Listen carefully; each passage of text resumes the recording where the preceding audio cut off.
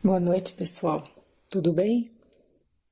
Vamos fazer a nossa prece, rogando a Deus e a Jesus que sempre possamos focar no hoje, que possamos colocar em prática o conselho de não nos inquietarmos pelo amanhã, porque a cada dia basta o seu mal. Pai nosso que estás nos céus, santificado seja o vosso nome, venha a nós o vosso reino, seja feita a vossa vontade, assim na terra como no céu. O pão nosso de cada dia nos dai hoje, perdoe as nossas dívidas, assim como perdoamos os nossos devedores. E não nos deixeis cair em tentação, mas livra-nos de todo o mal. Que assim seja. Graças a Deus e a Jesus. Vamos iniciar mais um livro. Eu trouxe Renovando Atitudes. É um livro escrito pelo médium Francisco do Espírito Santo Neto, ditado pelo Espírito Hamed. Esse livro foi elaborado a partir do estudo e análise do Evangelho segundo o Espiritismo. E o autor espiritual, ele afirma que somente podemos nos transformar até onde conseguimos nos perceber. Nos ensina como ampliar a consciência, sobretudo através da análise das emoções, dos sentimentos, nos incentiva a modificar os nossos comportamentos inadequados e a assumir as responsabilidades pela nossa própria vida. A saúde emocional, com certeza, passa pelo caminho do autodescobrimento e analisando as situações pelo ângulo que o Espírito Hamed nos mostra, usando muitas passagens do Evangelho, vamos nos fazer refletir, pelo menos refletir antes de agir, ou refletir para, numa segunda oportunidade, podermos agir de uma forma diferente, numa determinada situação, com as pessoas com quem convivemos. Vamos iniciar. Palavras do médium. Vivi grande parte de minha infância no período de 1956 a 1967 na fazenda Bela Vista, propriedade de meus pais, nas redondezas de Catanduva. Morávamos em um casarão construído no começo do século, muito alto e alicerçado sobre porões. Tinha grandes portas e janelas, uma ampla varanda a marcar a entrada, entrelaçada com trepadeiras que a refrescavam com sombra acolhedora. Era todo rodeado de flamboyants floridos, cheirosos jambeiros e muitas outras árvores enormes. Apesar das diversas possibilidades de uma criança encontrar no lugar como esse motivos para brincar e de se divertir, eu me lembro de que meus entretenimentos preferidos eram escutar minha mãe tocar piano e construir com argila ídolos, estatuetas e templos com altas colunas, os quais eu utilizava para criar histórias curiosas. Fantasiava e imaginava as personagens durante a noite em meus sonhos, para materializá-las depois durante o dia, entre dramas e acontecimentos interessantes.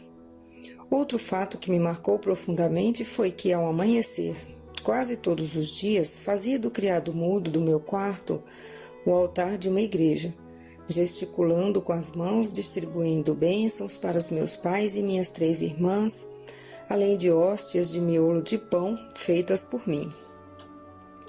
Se reúno aqui algumas dentre as muitas recordações de minha infância, é somente para mostrar que antes de entender-me como pessoa neste mundo e antes de possuir plena consciência das coisas, já se manifestavam em mim fortes reminiscências de vidas passadas, como tendências profundas pela religiosidade e interesses vigorosos pela vida espiritual.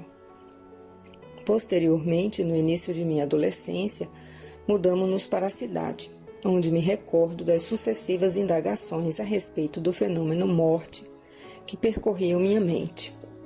Imensa curiosidade me envolvia quando acompanhava meus pais nos velórios de parentes e de amigos da família, pois reflexionava naqueles momentos, querendo desvendar a qualquer preço os mistérios do além-túmulo. Durante os intervalos das aulas no Instituto de Educação Barão do Rio Branco, onde estudava, por seu prédio encontrar-se ao lado do cemitério local, eu tinha a possibilidade, às vezes, de acompanhar o sepultamento de pessoas das mais diversas classes sociais. Observando os funerais, sempre indagava de mim mesmo o porquê de caixões humildes com tampos de pano ou de umas caras com enfeites de bronze, das corbelhas de flores exóticas ou dos ramalhetes de flores caseiras, dos mausoléus suntuosos de mármores ou das covas rasas de terra batida. Se todos tinham a mesma destinação com a morte do corpo físico, por que tantos contrastes? Para onde iam as almas? Como viviam?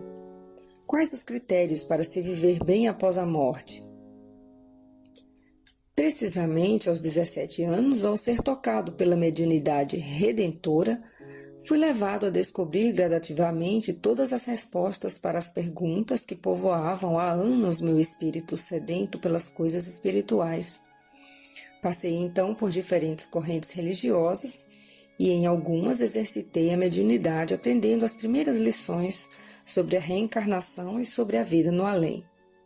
No entanto, foi em 1973 que pela primeira vez tomei um contato com as obras O Livro dos Espíritos de Allan Kardec e Voltei do irmão Jacó, presentes do querido amigo de Omar Zevian, nas quais pude sentir uma atmosfera de recordações saudosas associada à emoção de já ter visto e apreciado todos aqueles textos e ensinamentos.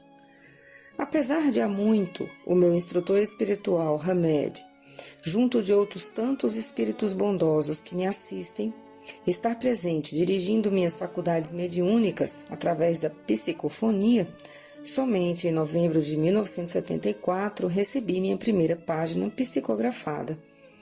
Tinha como título O Valor da Oração e vinha assinada pelo espírito Ivan de Albuquerque, entidade amiga até então completamente desconhecida em meu círculo de atividades espirituais.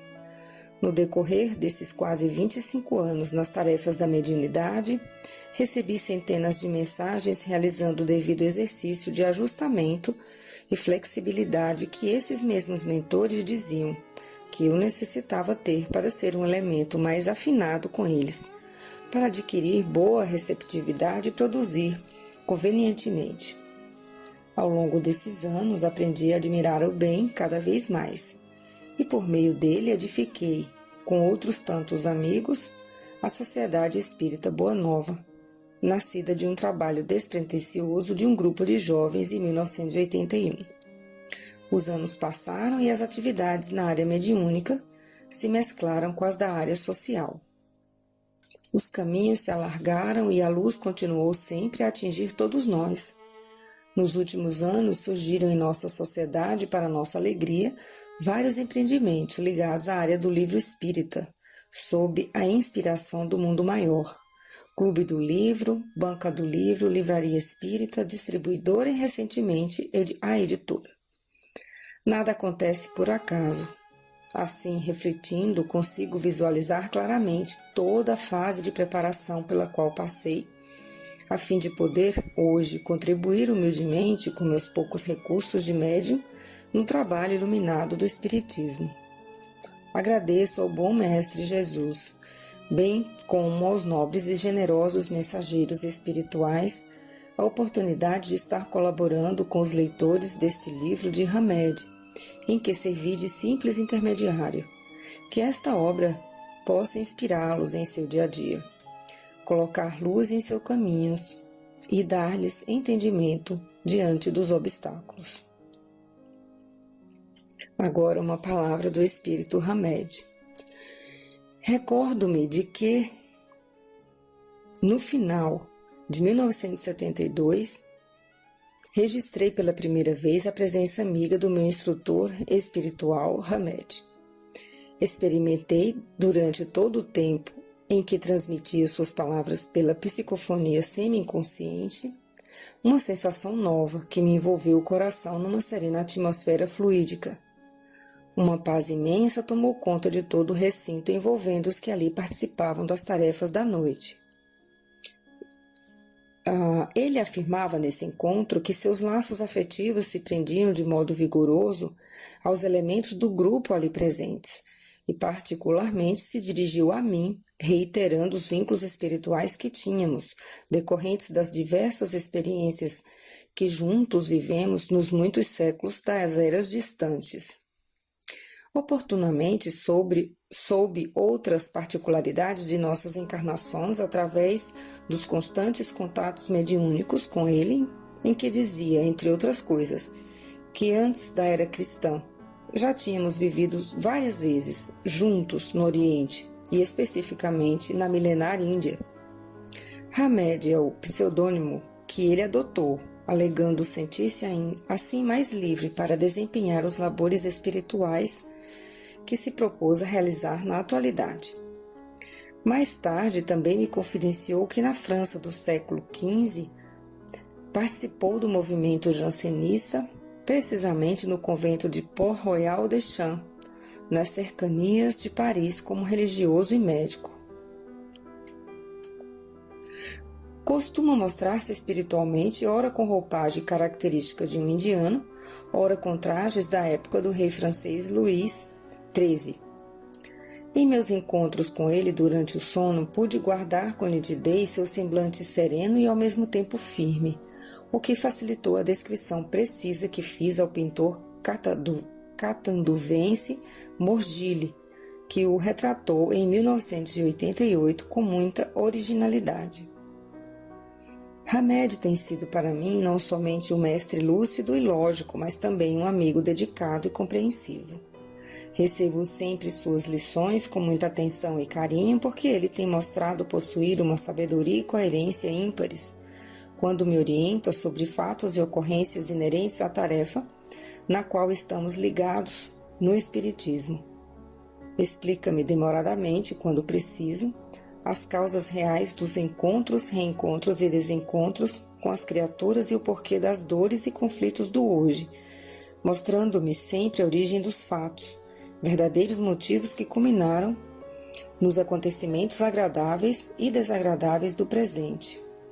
Portanto, não poderia deixar de vir publicamente no limiar deste livro agradecer ao meu querido benfeitor espiritual todas as bênçãos de entendimento e paz que ele me tem proporcionado, bem como rogar ao Senhor da vida que o abençoe e o ilumine agora e para sempre. Então, ficando bem claro, essas são palavras do médium Francisco do Espírito Santo Neto a respeito do seu benfeitor Hamed. Ele escreve isso em julho de 97, Catanduva.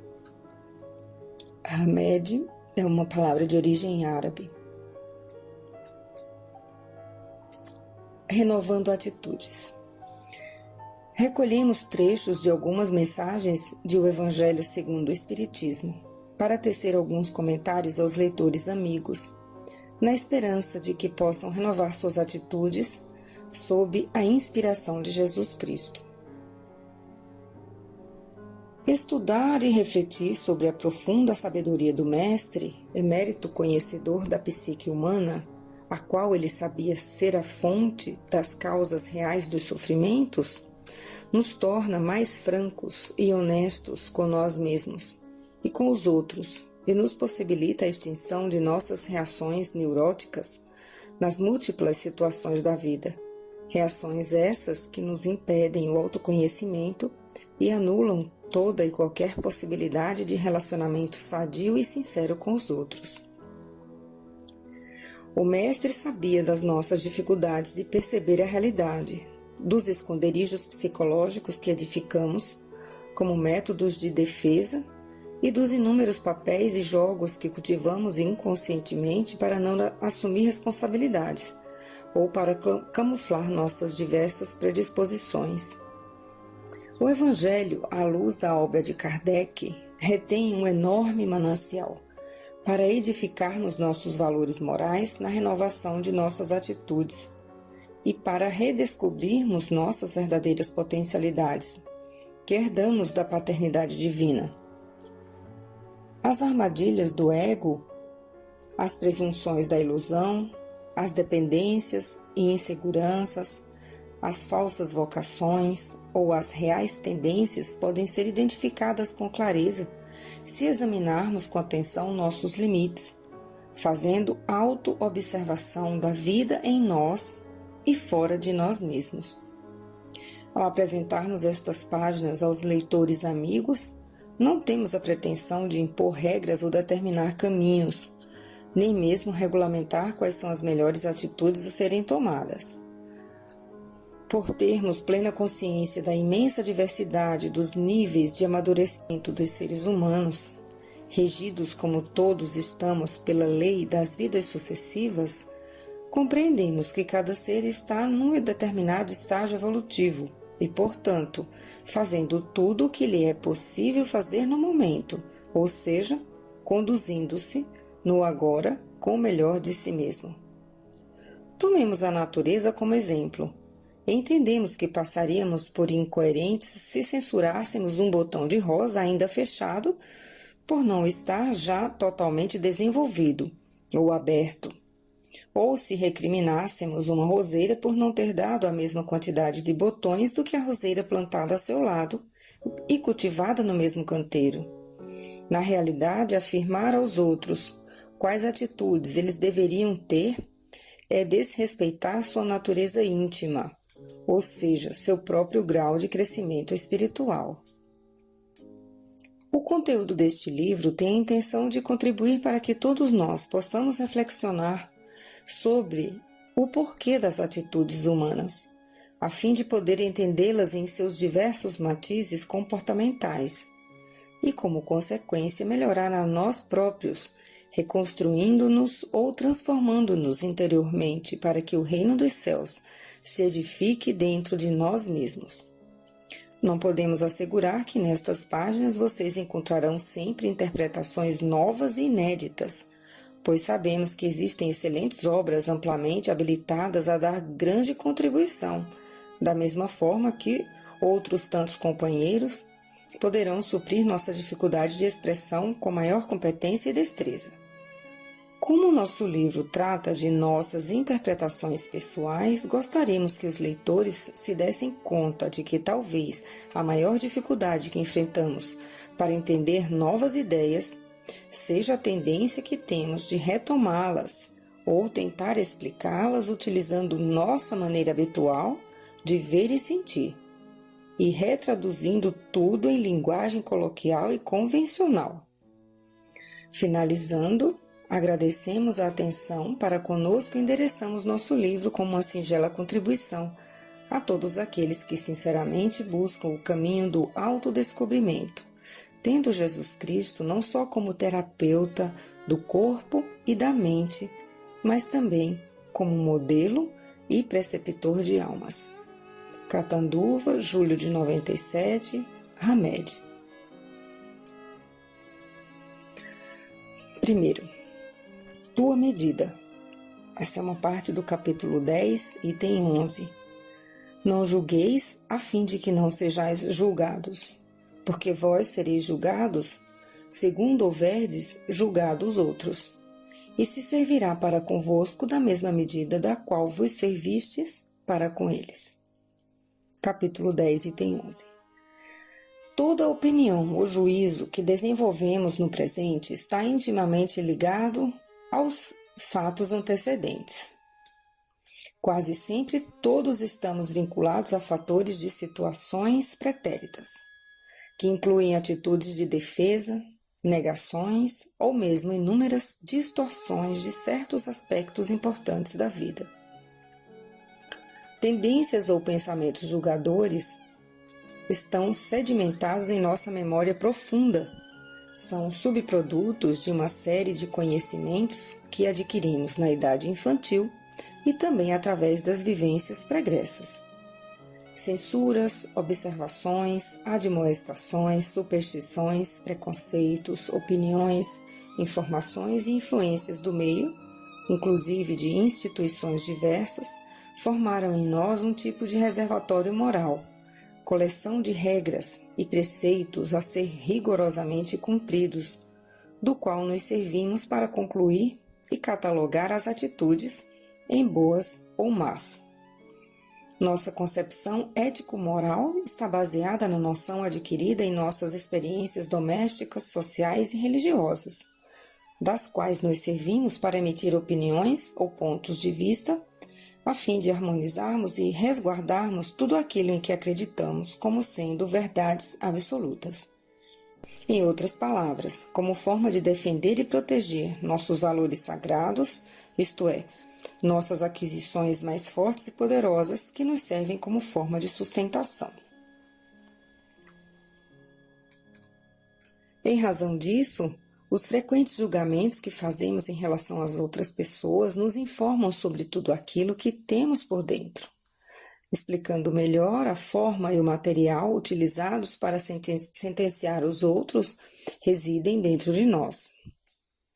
Melhor do que medir ou apontar o comportamento de alguém, seria tomarmos a decisão de visualizar bem fundo nossa intimidade e nos perguntarmos: onde está tudo isso em nós?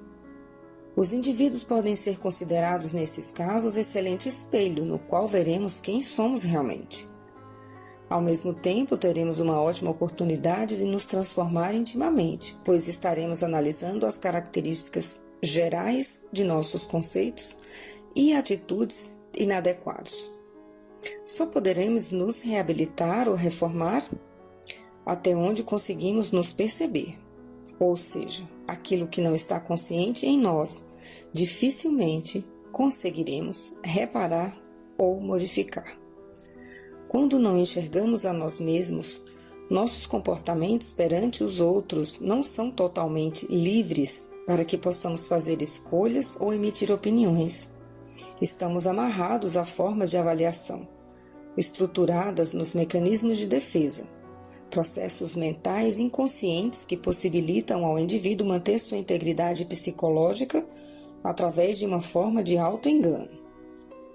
Certas pessoas, simplesmente por não conseguirem conviver com a verdade, tentam sufocar ou enclausurar seus sentimentos e emoções, disfarçando-os no inconsciente. Em todo comportamento humano existe uma lógica, isto é, uma maneira particular de raciocinar sobre sua verdade. Portanto, julgar, medir e sentenciar os outros, não se levando em conta suas realidades, mesmo sendo consideradas preconceituosas, neuróticas ou psicóticas, é não ter bom senso ou racionalidade, pois na vida somente é válido e possível o auto-julgamento. Não obstante, cada ser humano descobre suas próprias formas de encarar a vida e tende a usar suas oportunidades vivenciais para tornar-se tudo aquilo que o leva a ser um eu individualizado. Devemos reavaliar nossas ideias retrógradas, que estreitam nossa personalidade, e, a partir daí, julgar os indivíduos de forma não generalizada, apreciando suas singularidades, pois cada pessoa tem uma consciência própria e diversificada das outras tantas consciências. Julgar uma ação é diferente de julgar a criatura. Posso julgar e considerar a prostituição moralmente errada, mas não posso e não devo julgar a pessoa prostituída. Ao usarmos da empatia, colocando-nos no lugar do outro, sentindo e pensando com ele, em vez de pensar a respeito dele, teremos o comportamento ideal diante dos atos e atitudes das pessoas. Segundo Paulo de Tarso, é indesculpável o homem, quem quer que seja, que se avora em ser juiz, porque julgando os outros, ele condena a si mesmo, pois praticará as mesmas coisas, atraindo-as para si com seu julgamento. O apóstolo dos gentios manifesta-se claramente, evidenciando nessa afirmativa que todo comportamento julgador estará na realidade estabelecendo não somente uma sentença ou um veredicto, mas ao mesmo tempo, um juízo, um valor, um peso e uma medida de como julgaremos a nós mesmos. Essencialmente, tudo aquilo que decretamos ou sentenciamos tornar-se-á nossa real medida, como iremos viver com nós mesmos e com os outros. O ser humano é um verdadeiro campo magnético, atraindo pessoas e situações as quais se sintonizam amorosamente com seu mundo mental ou mesmo de forma antipática com sua maneira de ser.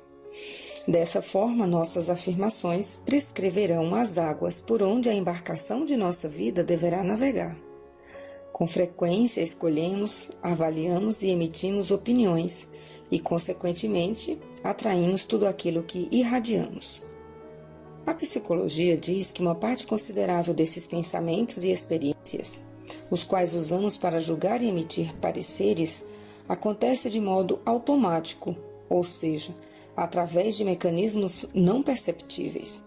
É consciente para a nossa casa mental o que escolhemos ou opinamos, pois, sem nos dar conta, acreditamos estar usando o nosso arbítrio, mas, na verdade, estamos optando por um julgamento predeterminado e estabelecido por arquivos que registram tudo o que nos ensinaram a respeito do que deveríamos fazer ou não, sobre tudo o que é errado ou certo.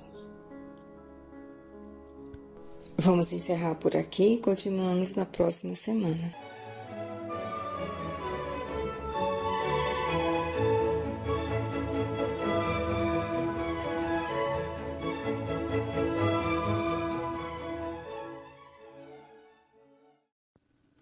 Boa noite a todos.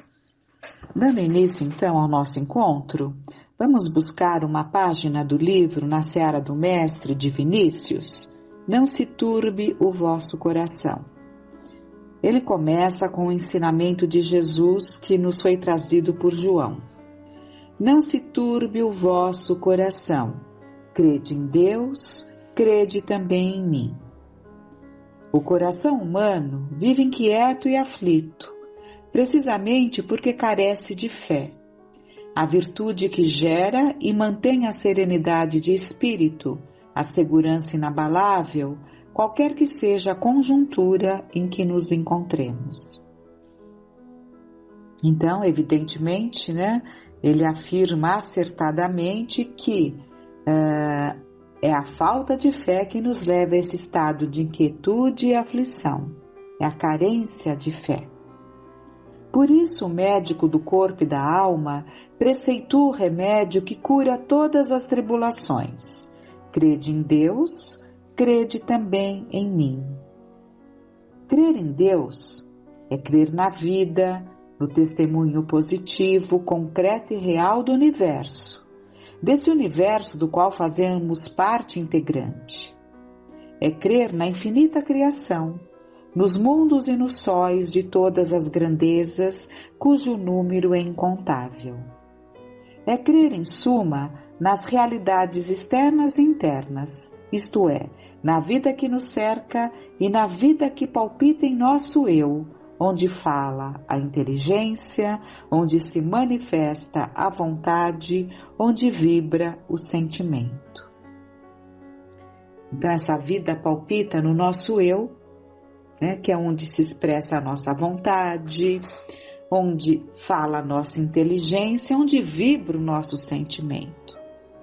Crer em Jesus é crer no enviado de Deus, naquele de cujo verbo nos é dado conhecer a verdade, porque foi através de Jesus que nós conhecemos a Deus. Jesus expressou através da palavra, o pensamento de Deus, ele verbalizou para nós o pensamento de Deus. E em cujos exemplos podemos perceber e sentir o reflexo do maior e do mais excelente dos atributos divinos, o amor. Crer em Jesus é crer na imortalidade comprovada na sua ressurreição e na ressurreição de todos os que tombam ao golpe inexorável da morte. Porque evidentemente que também nós, todos nós, criaturas de Deus, né? Criaturas humanas, todos nós nos surpreenderemos de certa forma, né? Ressurgindo após a morte, porque a nossa vida continua, né? Com o nosso corpo espiritual. Crer em Jesus é crer na máxima sublimidade da vida, expressa na sua consagração em prol do bem e da felicidade de outrem. A fé, portanto, que o Mestre inculca a seus discípulos é aquela que se funda na aprovação de fatos incontestáveis, visíveis e palpáveis, que afetam os sentidos e a razão, as restritas possibilidades do homem e as imensas possibilidades do espírito. Esta fé nos conduz ao caminho da verdadeira vida em sua expansão infinita e em sua eterna manifestação. Nessa infinita expansão da sua eterna manifestação, a vida revela o seu objetivo, que consiste em conduzir a criatura ao Criador, mediante a lei incoercível da evolução. Semelhante fé, em realidade, redime o pecador, elevando, enobrecendo e santificando as almas. Não se turbe, pois, o nosso coração. Conquistemos paz e serenidade, firmeza e perseverança, crendo em Deus e no seu Cristo, através das provas animadas e veementes que a vida mesma nos proporcione. Belíssimo ensinamento trazido por Vinícius, né, que nos foi trazido por Pedro Camargo, conhecido como Vinícius. E vamos dar continuidade, então, ao estudo que já começamos na semana anterior, do livro O Problema do Ser, do Destino e da Dor, de Leon Denis, em que ele faz um estudo sobre a disciplina do pensamento e a reforma do caráter. Então, nós paramos naquele ponto em que ele falava que um turbilhão de pensamentos nos ocorrem ao mesmo tempo, né? Naquela luta, naquele combate entre as paixões e o dever, entre a paixão e o dever. Então, nós estávamos justamente aqui, mas quase sempre nossos pensamentos passam constantemente de um a outro assunto. Pensamos raras vezes por nós mesmos, refletimos os 1000 pensamentos incoerentes do meio em que vivemos. Poucos homens sabem viver do próprio pensamento, beber nas fontes profundas, nesse grande reservatório de inspiração que cada um traz consigo, mas que a maior parte ignora. Por isso criam um invólucro povoado das mais disparatadas formas. Seu espírito é como uma habitação franca a todos os que passam, né? Uma habitação aberta a todos os que passam. Os raios do bem e as sombras do mal lá se confundem num caos perpétuo. É o combate incessante da paixão e do dever, em que quase sempre a paixão sai vitoriosa. Antes de tudo, é preciso aprender a fiscalizar os pensamentos, a discipliná-los, a imprimir-lhes uma direção determinada, um fim nobre e digno. Aqui é justamente o ponto que temos que estar atentos, porque tudo que nós ouvimos, tudo que observamos, tudo que lemos, nós acabamos criando um lixo mental e por nossa condição inferior não conseguimos expelir, né, esse lixo mental que nos chega. Se não temos a condição ainda de expelirmos esse lixo mental que nos chega, é muito importante que nós saibamos selecionar o que ouvimos, o que observamos e o que lemos, né? É preciso que tomemos cuidado. Então é isso que ele fala desse controle, né? Dessa disciplina dos nossos pensamentos. Mas para isso nós precisamos controlar aquilo que nos chega. Essa proposta é isso que devemos buscar. E ele vai falar, continuando, sobre essa fiscalização. A fiscalização dos pensamentos implica a fiscalização dos atos, porque se uns são bons, os outros sê-lo-ão igualmente, e todo o nosso procedimento achar-se-á regulado por uma concatenação harmônica. Todavia, se os nossos atos são bons e nossos pensamentos maus, haverá uma falsa aparência do bem e continuaremos a trazer em nós um foco malfazejo, cujas influências mais cedo ou mais tarde derramar-se-ão fatalmente sobre nossa vida. O que ele colocou aqui? Uma coisa muito importante, porque às vezes a nossa conduta é correta porque queremos que nos vejam de uma forma positiva. Então trazemos uma correção na nossa conduta exterior, porque não queremos que percebam o que vai em nossa alma. Mas se os nossos pensamentos são maus, cedo ou tarde, acabaremos sendo tragados por este pensamento. Esses pensamentos se derramarão fatalmente sobre as nossas vidas, porque está sendo alimentado no pensamento, mesmo que por algum interesse não sejam exteriorizados. É o verniz, aquele verniz que falamos, né? Que nos fala o Evangelho segundo o Espiritismo. Nos invernizamos, né? Porque adquirimos ali uma educação, então nos envernizamos, mas dentro continuam aqueles maus pensamentos que virão à tona, não tenhamos dúvida. Às vezes observamos uma contradição surpreendente entre os pensamentos, os escritos e as ações de certos homens. E somos levados por essa mesma contradição a duvidar de sua boa-fé, de sua sinceridade. Muitas vezes não há mais do que uma interpretação errônea de nossa parte. Os atos desses homens resultam do impulso surdo dos pensamentos e das forças que eles acumularam em si no passado. Suas aspirações atuais mais elevadas, seus pensamentos mais generosos, traduzir-se-ão em atos no futuro. Assim, tudo se combina e explica quando se consideram as coisas do largo ponto de vista da evolução. Ao passo que tudo que fica obscuro, incompreensível, contraditório, com a teoria de uma vida única para cada um de nós. Então, essas discrepâncias, né, elas acabam sendo compreendidas pelas reencarnações.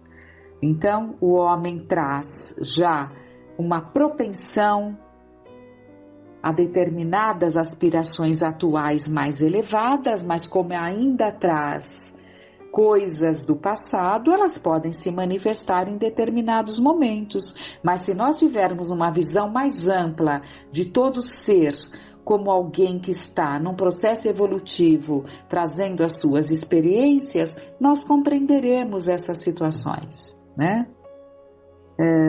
Contraditório seria se não compreendêssemos as reencarnações. E ele continua: é bom viver em contato pelo pensamento com os escritores de gênio, com os autores verdadeiramente grandes de todos os tempos e países, lendo, meditando suas obras, impregnando todo o nosso ser da substância de sua alma. Então ele nos aconselha a buscarmos os bons escritores, os bons autores de todos os tempos e países e mergulharmos nessas obras.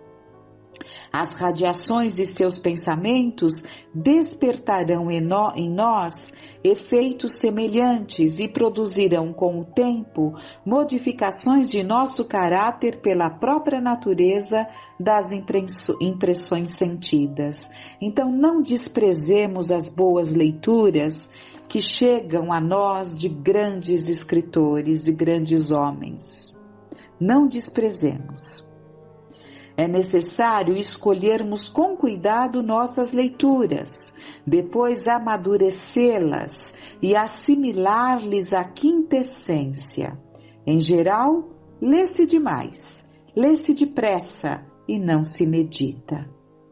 Seria preferível ler menos e refletir mais no que se leu. Este é o conselho de Leon Denis, sábio conselho. É um meio seguro de fortalecer nossa inteligência. Então, ler menos, mas meditando sobre o que leu. E não lendo, sem que sequer consigamos reter o aprendizado. Então, seria preferível ler menos e refletir mais no que se leu. É um meio seguro de fortalecer nossa inteligência, de colher os frutos de sabedoria e beleza que podem conter nestas leituras. Nisso, como em todas as coisas, o belo atrai e gera o belo, do mesmo modo que a bondade atrai a felicidade e como o mal atrai o sofrimento. O estudo silencioso e recolhido é sempre fecundo para o desenvolvimento do pensamento. É no silêncio que se elaboram as grandes obras. A palavra é brilhante, mas degenera demasiadas vezes em conversas estéreis, às vezes maléficas. Com isso, o pensamento se enfraquece e a alma esvazia-se, ao passo que na meditação o espírito se concentra, volta-se para o lado grave e solene das coisas. A luz do mundo espiritual banha-o com as suas ondas. Há em volta do pensador grandes seres invisíveis que só querem inspirá-lo. É a meia luz das horas tranquilas, ou então a claridade discreta da lâmpada de trabalho, que melhor podem entrar em comunhão com ele. Em toda parte, sempre, uma vida oculta mistura-se com a nossa. Nos lembrarmos que Jesus buscava esse recolhimento. Ele convivia com a multidão, ele convivia especialmente, intimamente com os discípulos, mas quantas vezes ele não se afastou dos discípulos e buscava a solidão, sozinho, ele e Deus, nos ensinando, né? Ele em comunhão com o Pai Altíssimo, nos ensinando a importância desses momentos de recolhimento que Leon Denis está nos alertando. Evitemos as discussões ruidosas, as palavras vãs.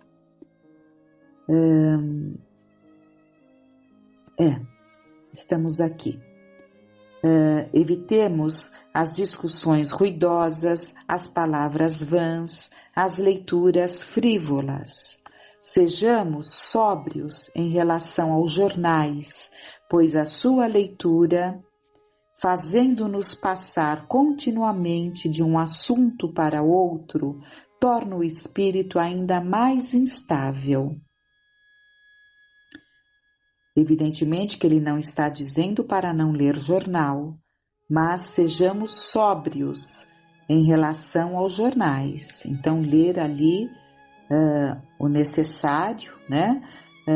Evidentemente, mas que não fiquemos nisso, porque isso leva de um assunto ao outro. E vivemos numa época de anemia intelectual, que é causada pela raridade dos estudos sérios, pela procura abusiva da palavra pela palavra, da forma enfeitada e oca e principalmente pela insuficiência dos educadores da mocidade. Então ele está nos alertando sobre essa leitura corrida dos periódicos, como se falava, né, dos jornais, e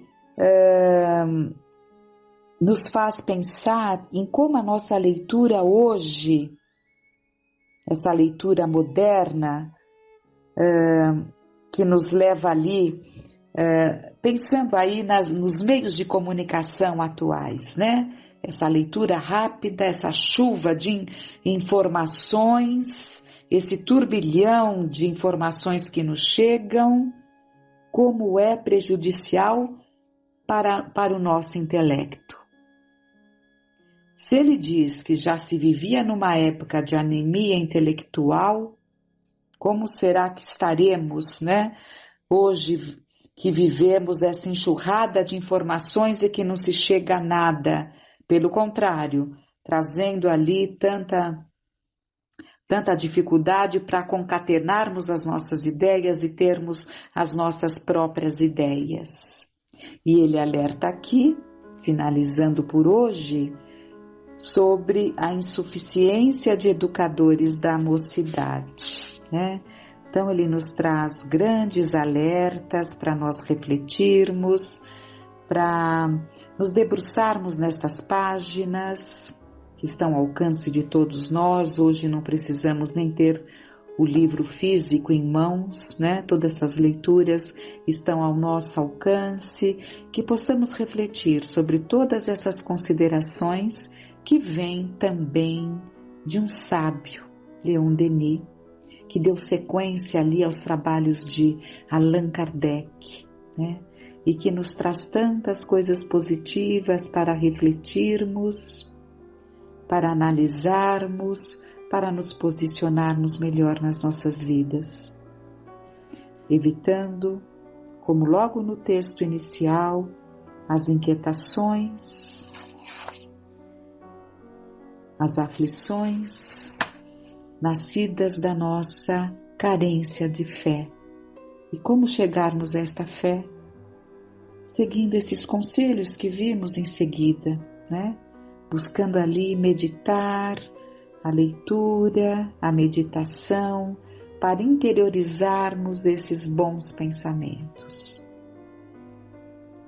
Muita gratidão no coração. Tenhamos